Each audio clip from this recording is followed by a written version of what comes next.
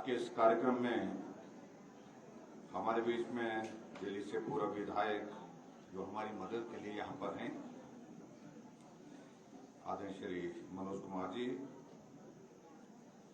Party के हमारे साथी श्री गुलजारी लाल जी, भीषम जी, टिक्कम जी, कमल चंद्र राणा जी, भारती शर्मा जी, रजनी जी, खिमदासी जी, महेंद्र शर्मा जी, दीवान ठाकुर जी, किशोर जी, चमन जी, मीरा देवी जी जो पंचायत की प्रधान है यहाँ, ऋषभ जी पंचायत के प्रधान, करम सिंह जी पंचायत के प्रधान, और यहाँ सबका नाम मुझे लगता कि बहुत लंबा हो जाएगा।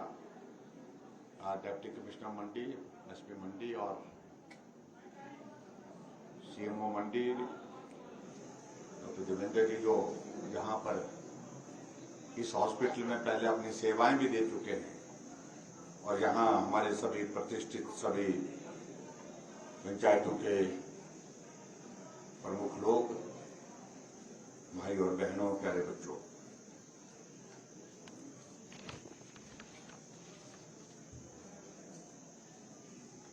सबसे पहले तो आज नवरात्रि की बहुत बहुत बधाई और शुभकामनाएं मैं देता हूं आपको।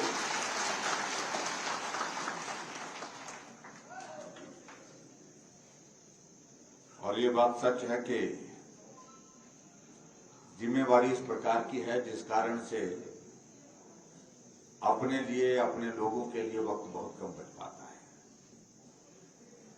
अब अपने लोग तो सारे प्रदेश के ही है, लेकिन अपने विधानसभा क्षेत्र की अगर मैं बात कहूं तो उस दृष्टि से समय की कमी रहती है। आज का कार्यक्रम भी निर्धारित है कहीं और जाने का, मनाली विधानसभा क्षेत्र का कार्यक्रम था, किसी कारण से उस कार्यक्रम को स्थगित करना पड़ा, इसलिए गुंजाइश बीच में निकल आई। तो हमने कहा अपने गांव की तरफ चलते हैं और गांव के लोगों से भी मिलते हैं, और गांव के लोगों के लिए जो बच्चों से एक सपना था कि ये बक्सियाड़ पूरे राज विधानसभा क्षेत्र के बहुत बड़े हिस्से को स्वास्थ्य की दृष्टि से सुविधाएं दे रहा है, इस सुविधा को बेहतर करना चाहिए, बड़ा करना चाहिए, और अच्छे तरीके से हम इस सुविधा को लोगों को दे सके, उसके लिए काम करना चाहिए। मेरे जीवन का एक सपना था कि जिन हॉस्पिटल को हम यहां से जाकर के कई किलोमीटर का सफर पूरा करने के बाद, चाहे वो डिस्ट्रिक्ट हॉस्पिटल है, जोनल हॉस्पिटल है, चाहे बड़े हॉस्पिटल जो मेडिकल कॉलेज के रूप में है, क्यों ना इस प्रकार की सुविधा, इस प्रकार का हॉस्पिटल हमारे इलाके में हो, अपने गांव में हो, अपने नजदीक हो, ताकि अपने क्षेत्र के लोगों को स्वास्थ्य की सुविधाएं यहां पर हम बेहतर ढंग से दे सकें। सोचते थे, लेकिन ये करने में कठिनाई थी, और कठिनाई की वजह ये थी कि जितने साधन सुविधा इसमें देने की बात आती है, उसके लिए बजट का प्रावधान कहां से हो पाए। ये कठिन कार्य था, लेकिन फिर भी उसके बावजूद आप सबके आशीर्वाद से, देवी देवताओं के आशीर्वाद से एक अवसर हमको जो प्राप्त हुआ कि हिमाचल प्रदेश का नेतृत्व करने का सौभाग्य प्राप्त हुआ, तब जाकर के ये सारी चीजें संभव हो। अन्यथा ये सारी इस प्रकार की सुविधा, इस प्रकार का हॉस्पिटल का भवन, ये हिमाचल प्रदेश में किसी भी जगह जो है इस प्रकार का मुझे नहीं लगता है देखने को मिल पाएगा, बहुत कम है।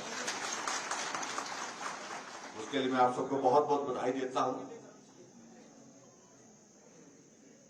जब किसी वक्त जो है हमारा गोहर का इलाका हमारे विधानसभा क्षेत्र का हिस्सा हुआ था, उस वक्त हमें कल्पना नहीं थी इस प्रकार के कि इलाके कट जाएंगे डिलिमिटेशन के बाद, लेकिन वो दौर आया, डिलिमिटेशन में गोहर नाचन विधानसभा क्षेत्र का हिस्सा बन गया। लेकिन उस वक्त भी मैंने गोहर का हॉस्पिटल जो सीएससी के रूप में वहां पर था, उसका नक्शा जो है सिविल हॉस्पिटल का नक्शा बना करके बजट का प्रावधान करके उस हॉस्पिटल को अपने हाथों से बनाया।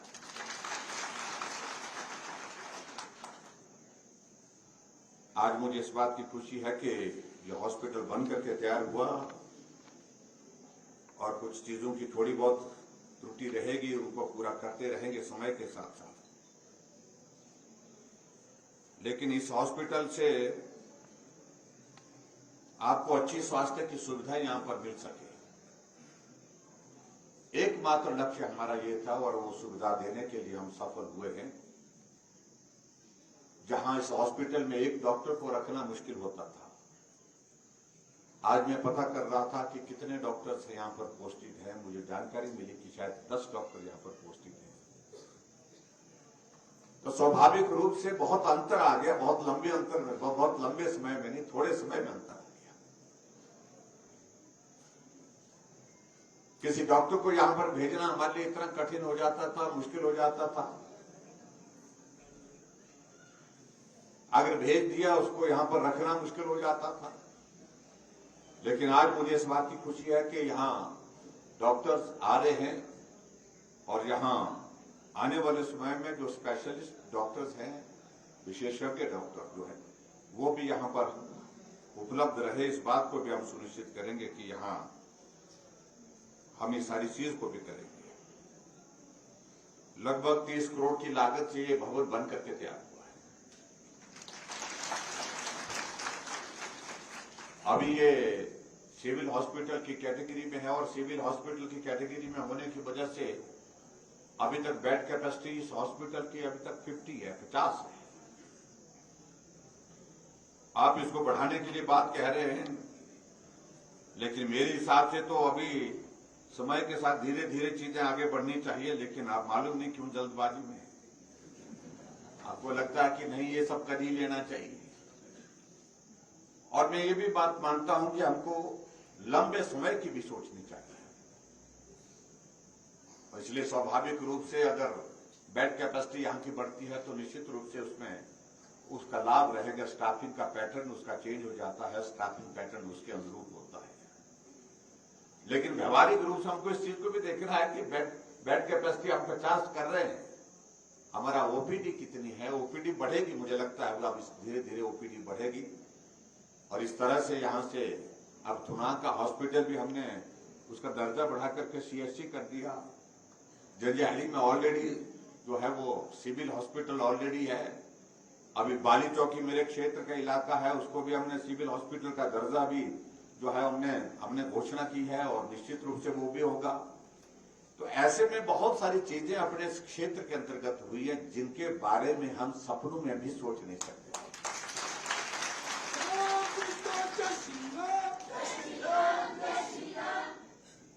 छोटी छोटी चीज के लिए हमको किस प्रकार से अपने क्षेत्र के विकास के लिए बात करनी पड़ती थी, वो सारी चीजें मैं आपके बीच में उसमें कहना नहीं चाह रहा हूं।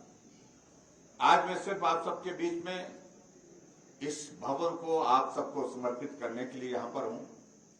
नवरात्र की शुभकामनाएं आप सबको देने के लिए यहां पर हूं और नवरात्र की शुभकामनाओं के साथ साथ आप सबका आशीर्वाद लेने के लिए भी आप सबके बीच में यहां पर हूं, क्योंकि चुनाव का दौर आ गया। मुझे पूरे हिमाचल प्रदेश में सब जगह जाना है पार्टी के काम, संगठन के काम को करने के लिए, और पार्टी को सत्ता में लाने के लिए हमको बहुत परिश्रम करना है। तो ये इलाका, ये सारा, ये आपके जिम्मे हम छोड़ रहे हैं। कोई कमी नहीं छूटनी चाहिए, कोई कमी नहीं रहनी चाहिए। जैसा समर्थन और सहयोग आप सबका हमको पहले इस इलाके से मिलता रहा, इस विधानसभा क्षेत्र से मिलता रहा है, उससे ज्यादा होना चाहिए। मुख्यमंत्री क्या होता है, मुख्यमंत्री के माध्यम से जो हमको ये सम्मान, हमको सराज विधानसभा क्षेत्र के लोगों को जो प्राप्त हुआ है, इस बात को मुझे लगता है कि समझने की आवश्यकता है। और जिन लोगों को जरा समझाने की जरूरत है उनको भी समझाएं। यहां इस क्षेत्र में पार्टी का कोई विषय नहीं रह गया। पार्टी के विषय वहां होते हैं जहां लड़ाई सिर्फ विधायक के लिए होती है। पार्टी की लड़ाई वहां पर होती है जहां पर इस तरह की परिस्थिति नहीं होती है। ये विधानसभा क्षेत्र, हमारा सराज विधानसभा क्षेत्र इस पार्टी की राजनीति से ऊपर उठ करके जो है अब सम्मान की लड़ाई लड़े, स्वाभिमान की लड़ाई लड़े। हम जहां पहुंचे हैं उस सम्मान का हम जो है हम उसकी कदर करते हैं और कभी भी जिंदगी में आने वाले समय में चुनौतियां चाहे कितने भी कठिन हो, हम इस विधानसभा क्षेत्र में कहीं भी कमी नहीं आने देंगे, ना विकास में कमी आने देंगे, ना ही सम्मान में कमी आने देंगे। इसलिए नौजवान साथियों से भी मेरा इस बात के लिए विशेष तौर से निवेदन है कि नौजवानों के बीच में जाकर के आप सबको ये संदेश देना होगा, इस चीज का महत्व समझने की आवश्यकता है। हमने सारी चीज के लिए इस तरह का संघर्ष नहीं किया। कोई चीज जब संघर्ष के माध्यम से हासिल की जाती है उसका कुछ अलग तरह का एक मन में एक भाव होता है, और जब कोई चीज सहजता से मिल जाती है, सरलता से मिल जाती है, आसानी से मिल जाती है, कई बार उसका भाव हम कम मानते हैं क्योंकि वो आसानी से मिल गई है।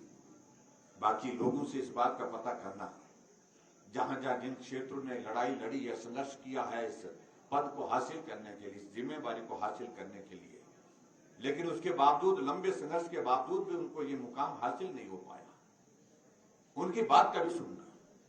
और आप सबके और हमारे सब के लिए तो सौभाग्य की बात है, संघर्ष किया, हम इस विधानसभा क्षेत्र से लगातार 5वीं बार विधायक बने, वो संघर्ष बन करके हम आगे बढ़े।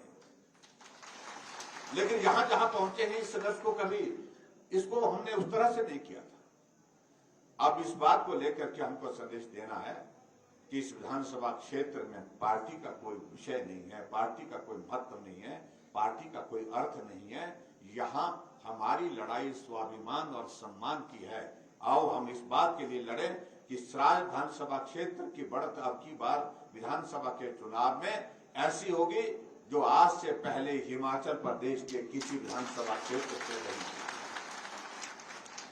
लोकसभा का चुनाव जब जनरल इलेक्शन हुआ था उसमें आपने इस विधानसभा क्षेत्र से 37,000 की बढ़ती।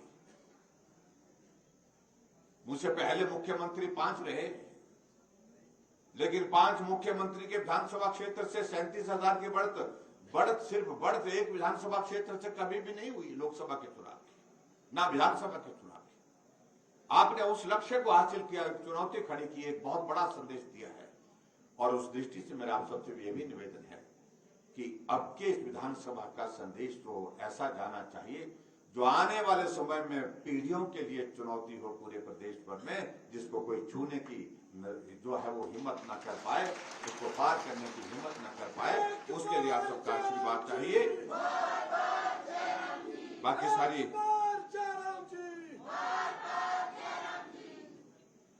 दो तीन चीजों को लेकर के आप लोगों ने यहाँ पर आग्रह किया है, और वो आग्रह ये किया है कि यहाँ बक्सर में पुलिस चौकी होनी चाहिए। इसके लिए हमने पहले ही बात कह ली है। ये पुलिस चौकी का जो है वो औपचारिकताओं का दौर आगे बढ़ा है, इसको भी हम करेंगे। ये भी मैं आपके बीच में कहना चाहता हूँ, इसको हम करेंगे। एक जो सॉइल टेस्टिंग लैब के लिए कहा है, ये सॉइल टेस्टिंग लैब वाला जो आपने कहा है, इसका भी इंतजाम करने का हमारा प्रयत्न है। हमने कुछ औपचारिकता की है, कुछ औपचारिकता रहती है, इसको भी पूरा करने की कोशिश करेंगे। और इसके अलावा जहां आने वाले समय के लिए जो कुछ बातों का जिक्र किया है आप लोगों ने, कि हमारा ये हॉस्पिटल का जो भवन है बहुत बढ़िया बना है। और मुझे अभी सीएमओ साहब भी बोल रहे थे, जो हमारे पीडब्ल्यू डिपार्टमेंट के सारे इंजीनियर्स हैं, वो भी कह रहे थे कि इस हॉस्पिटल का जो हमारी जो कैपेसिटी है, तो लगभग 85 बेड कैपेसिटी हमारी ऑलरेडी इसमें हो गई है। इतनी हमारी अकोमोडेशन इसमें अवेलेबल हो गई है, तो इसको थोड़ा और बढ़ाने के लिए आप सब लोग कह रहे हैं। हालांकि मैं इस बात से सहमत हूं कि बहुत ज्यादा उसको हम हॉस्पिटल की कैपेसिटी बढ़ा लें, बेड कैपेसिटी, उससे कोई समस्या का समाधान नहीं। हमको इंफ्रास्ट्रक्चर यहां पर चाहिए।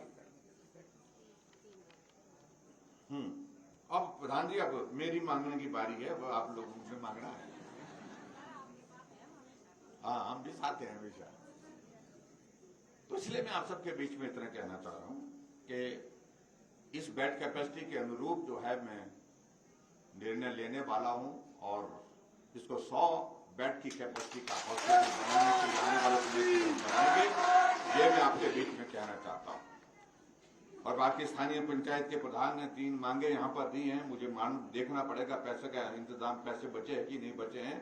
3 सड़कों के लिए इन्होंने पैसे मांगे हैं 10-10 लाख रुपए।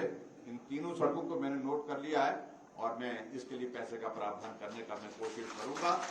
बाकी आप सबके बीच में मेरा इतना ही कहना है कि जैसे मैं पहले आप सबके बीच में घर घर में आता था, गांव गांव में आता था, वोट मांगने के लिए आता था, कोई नाराज हुआ है उससे मिलता था, कोई निराश हुआ उससे मिलता था, कोई दूसरा दल से अपनी पार्टी में लाना होता था उसको मिलता था, सबका समर्थन लेने के लिए मैं निकलता था।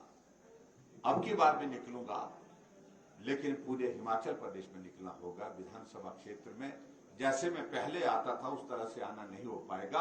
यहाँ आप सभी जयराम ठाकुर बनकर के काम करेंगे, यही मेरा आप सबसे निवेदन है। इस बात के लिए आप सब लोग समझें, इस बात को समझें और इसके अनुरूप आप काम करें। इतनी बात कहते हुए जो बाकी बातें और कही है उन बातों को मैंने नोट कर लिया है। नर्सिंग वाला जो आपने सुझाव दे रखा है, इसको कैसे कर सकता है अभी तो आपकी जानकारी के लिए मैं ये भी बताऊं, हिमाचल प्रदेश जो मेडिकल कॉलेजेस हैं हमारे, सभी मेडिकल कॉलेजेस में अभी नर्सिंग के जो है वो हमारी वो सुविधा उस तरह की नहीं है। वहां से शुरुआत होती है, उसके बाद फिर नीचे के हॉस्पिटल में, जोनल हॉस्पिटल में, उसके बाद डिस्ट्रिक्ट हॉस्पिटल में। तो आने वाले समय में ये भी एक मांग आपने हमारे ध्यान में ला के रखी है, उसके लिए उस दिशा में आगे बढ़ेंगे। एक बार फिर से आप सबका आज के इस कार्यक्रम में उपस्थित होने के लिए बहुत बहुत धन्यवाद और नवरात्रि की शुभकामनाएं। श्राद्ध आप संभालिए और हिमाचल हम संभालेंगे और हिमाचल में रिवाज बदल करके फिर सरकार बनाएंगे।